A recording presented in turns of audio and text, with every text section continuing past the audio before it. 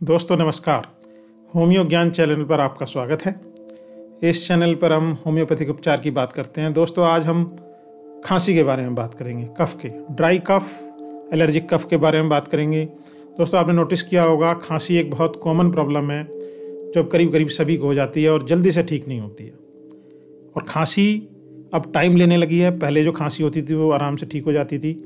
आप अंग्रेजी दवाई मेडिसिन लेते थे, कफ सिरप लेते थे, ठीक हो जाते थे। लेकिन अब ये ठीक नहीं होती है और बहुत लंबी चलती है और इसका ट्रीटमेंट भी अब काफ़ी टफ होता जा रहा है।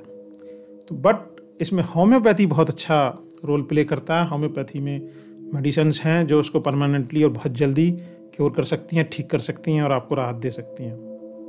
दोस्तों आपसे एक निवेदन है, या आप अगर हमारे चैनल से जानकारी ले रहे हैं, आपको अगर ठीक लग रहा है तो हमें सब्सक्राइब जरूर करें, क्योंकि आपके सब्सक्राइब करने से ही हमें हौसला मिलता है, हमें हिम्मत मिलती है कि हम आगे भी इस पे काम करें। दोस्तों सब्सक्राइब, लाइक और शेयर ज़रूर करें। ठीक है दोस्तों, अब आगे बढ़ते हैं, खांसी के बारे में बात करते हैं।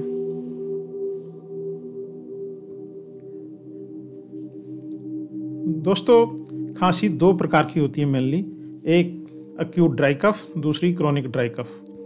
जो एक्यूट ड्राई कफ है उसे तीखी सूखी खांसी भी कहते हैं। ये तीखी बहुत तेज़ होती है, अचानक से लग जाती है, आपको हैकिंग होगी, मतलब आपको बहुत तेज़ी से होगी, आपको सोने भी नहीं देगी, बहुत तीखी होती है, बहुत तेज़ होती है, आपके चेस्ट में पेन होगा और आप चाहे तो दवाई लीजिए, चाहे सिरप लीजिए, कुछ भी लीजिए, आपको जल्दी से आराम नहीं करती है।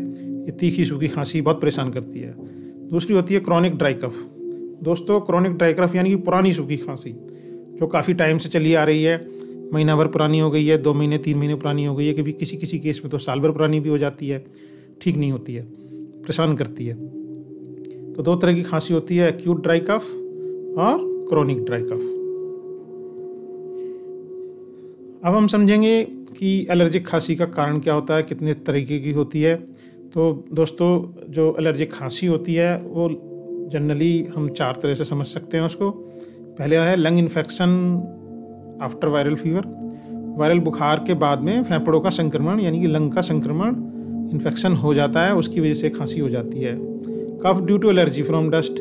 धूल से एलर्जी के कारण भी खांसी होती है। कभी कभी हम बहुत से लोग ऐसे हैं जिन्हें धूल से एलर्जी होती है, डस्ट से एलर्जी होती है और वो खांसी का शिकार हो जाते हैं। और एक खांसी रिकरिंग होती है, कभी हो जाएगी फिर ठीक हो जाएगी काफ़ी दिन के लिए, फिर दोबारा से हो जाएगी, इस तरह की खांसी होती है।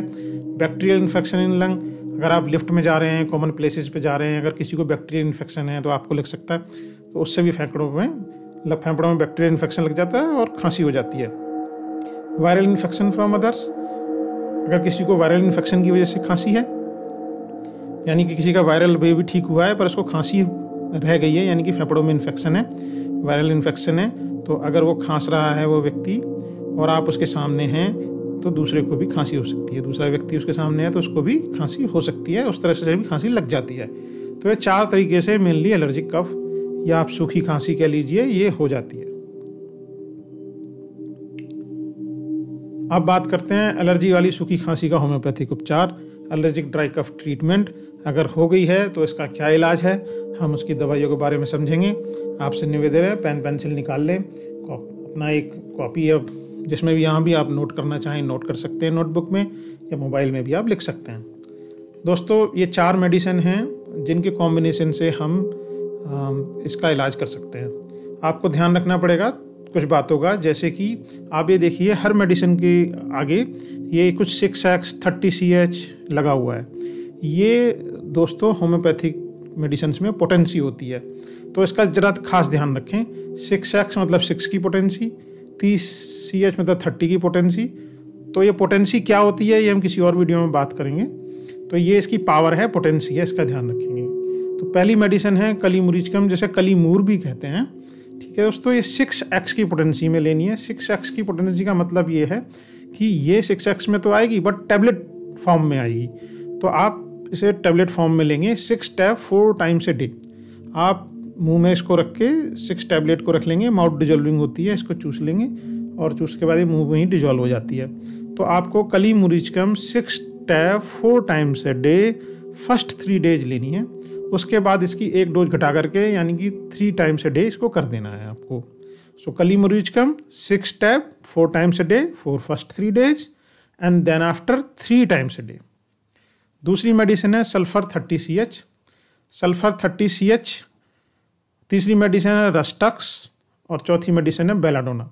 30CH की पोटेंसी में है।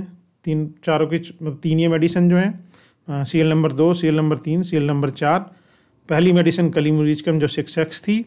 तो दोस्तों CL नंबर 2, CL नंबर 3 और CL नंबर 4 इन तीनों मेडिसिन को 4 drops 4 times a day in 20 ml warm water में लेना है आपको। 20 ml गर्म पानी कर लीजिएगा। CL नंबर 2, 3, 4 यानी कि सल्फर, रस्टक्स और बेलाडोना को 4-4 बूंद तीनों मेडिसिन की आपको 20 ml गुनगुने पानी में 4 बार पहले 3 दिन लेना है और पहले 3 दिन के बाद में आपको एक डोज घटा देनी है, यानी कि 3 बार एक दिन में सुबह, दोपहर, शाम आपको लेना है। ठीक है, तो दोस्तों सारी दवाइयाँ 1, 2, 3, 4 यानी Kali-Muricum, सल्फर, रस्टक्स, बेलाडोना ये चारों मेडिसिन आपको पहले 3 दिन 4 टाइम्स ए डे लेनी है।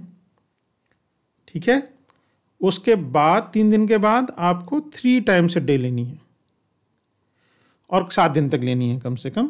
इतने में आपकी खांसी ठीक हो जाएगी।